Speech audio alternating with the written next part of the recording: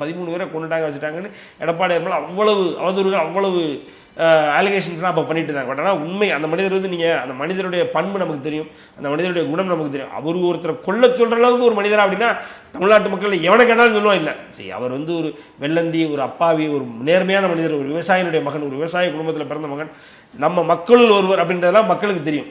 என்ன அவருக்கு ப்ராப்பராக அவர் பண்ணதை மார்க்கெட் பண்ண தெரியாது, அவர் பண்ணதை ஊர் பூரா சொல்லிக்கிட்டே இருக்க தெரியாது.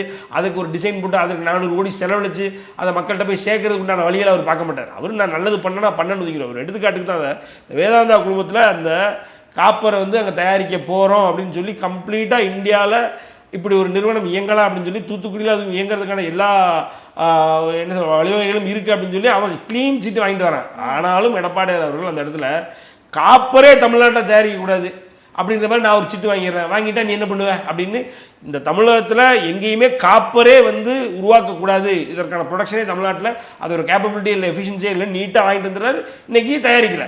இதுதான் உண்மை. இதை பண்ணவர் எடப்பாடியார் அவர்கள். ஆக ஒரு தமிழ் மக்களுக்கு அங்கே உள்ள மக்களுக்கு ஒரு பிரச்சனை அப்படிங்கும்போது தமிழ் மக்களுக்காக நின்றார்.